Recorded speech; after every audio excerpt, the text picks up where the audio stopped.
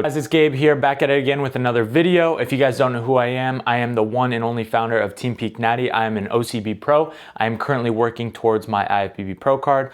I run my company, Peak Natty. I coach anybody that is natural. I have quite a few clients. I put some of them on stage, but some of them are looking to optimize their physiques naturally without bodybuilding. If I can talk about any muscle group, I 100% think it is quads. I'll pop up my credentials right here, but we're gonna be getting into it and we're gonna go over the advanced training techniques that I use for my quad focused leg day. All right, guys?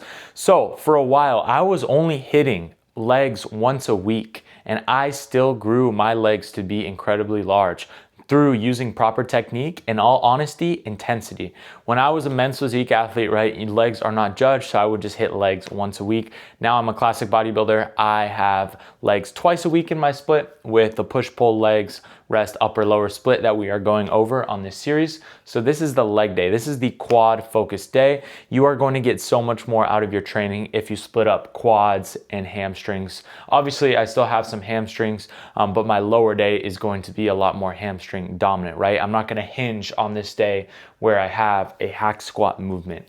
So first things first, you guys have to understand this about legs. Legs are a much bigger muscle group. They require much more energy, much more blood flow, and much more exertion in order to push to failure.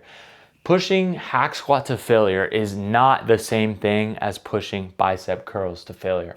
So let's go over my exact leg day, and we're gonna have the clips of me hitting it with my execution and my intensity on the side right over here. So first things first, I hit calves. I love hitting calves first thing on the leg day. Just get out of the way. It also gets the heart rate going. It is a great warm-up exercise, but it's not really a warm-up, right? We're still doing 3 working sets here in this rep range of 8 to 15. Same thing with adductors. I also do abs, by the way, kind of supersetted with calves to warm up. So I usually do 3 sets of leg raises to failure. Then I'm gonna go ahead and do the adductor machine, which is closing, by the way. Abductor is opening. So yeah, I do the adductor machine, 2 working sets in the 8 to 10 rep range. And then I do a leg extension, right? I'm gonna do 2 sets of my leg extension. My first set, it's gonna be a top set, bit heavier, 6 to 8 rep range, still keeping good form and standardized execution, even with the heavier set. And then I will do a back off set, right? Just going down slightly in weight with 8 to 12 reps. Now, doing leg extensions before your hack squat is so nice. Because the leg extension trains the quad in a different position than the hack squat. Hack squat, you're going all the way down into a deep lengthened position. It is very taxing. A leg extension, you are training the more shortened position, right? When you fully extend your knees, right? And you get that knee extension, you're not training it in the same capacity as the hack squat. So you can get a lot out of leg extensions and you can go a lot harder on them if you do them before your hack squat movement.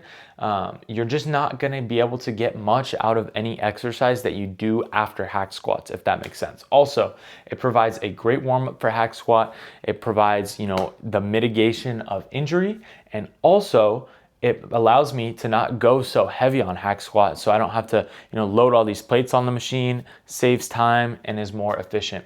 Then I'll do a seated hamstring curl. I give the quads a slight break. Also, this is my hamstring movement for the day. That seated hamstring curl, top set of 6 to 8 in failure, and then 8 to 12 failure as well. Doing my hamstrings before a hack squat is gonna warm up my knees and really allow me to feel good as I get deep in the hole on a hack squat. Hack squat, I like full range of motion here, driving my knees over my toes and chasing that full stretch in the lengthened position, and I drive up with my quads. It's totally fine if your heels come off the floor, as when you're doing a quad bias hack squat, right? Naturally, towards the bottom of the movement, your weight is going to shift towards your toes. And your heels may come up sometimes. Also, you wanna do a really good job of keeping your feet lower on the platform with a hack squat, right? If it's higher up, as you get to the bottom, your knees are gonna travel backwards instead of over your toes. We want our knees over our toes for max stretch with the lengthened position with the quads.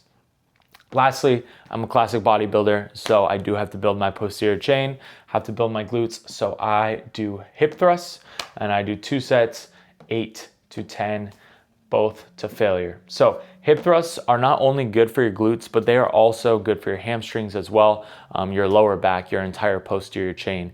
They are very similar to an RDL, if that kind of makes sense, right? In RDL, you basically do what a hip thrust does, but you're standing up. So yeah, hip thrust is going to be my second, hamstring, posterior chain, obviously glute biased exercise. It is a great compound movement. However, I'm pretty dead after hack squat, so I don't, I'm not able to probably go as heavy as I would if I had the hip thrust as one of the first things in the session. But you know what? That's okay, because this isn't my hamstring focused leg day, right? We'll see the different changes that we make to our exercise selection, and you'll see that we put quads towards the end on our hamstring biased leg day. So this is my complete leg day and the training clips right next to it. This is exactly what I've been doing over the last year to absolutely blow up my legs. Again, boom, credentials. So if you guys take anything from this, though, you have to push to that next level in order to hit failure or hit 1 rep in reserve with legs, right? If I'm taking a hack squat, I'm not gonna go all the way to failure. I'm not gonna fail in the middle of the rep, but once you have been training to failure for a while, you are able to gauge how many reps you have in reserve. So I'll typically go to about 1 or 0 reps in reserve. 0 reps in reserve is when you complete a rep and you know you're not getting another. But that takes time and that takes experience to get to. You have to push the limits, and you have to push the limits of your body and your brain and dig for more reps and more reps. And then eventually you will become skilled at knowing, okay, I don't have another one left in the tank. Otherwise, beginner lifters, they think they're training a failure, think they're leaving 1 rep in the tank. They might be leaving 5 reps in the tank. So if you guys are looking for guidance, you guys are looking for me to build out your custom training program to your gym and everything else that my one-on-one coaching entails, competitor or not, go ahead and click the link down below and fill out my coaching application and book a call with me. Otherwise, guys, I hope you found some value from the video and I hope you enjoyed. It really is that simple. It's just about taking these rep ranges to failure with good execution, guys.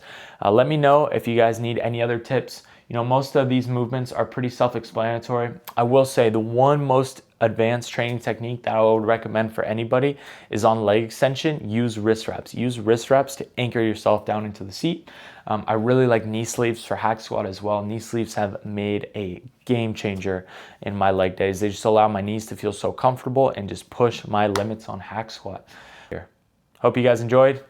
Let me know if you have any questions. Feel free to always reach out to me on Instagram. Peace.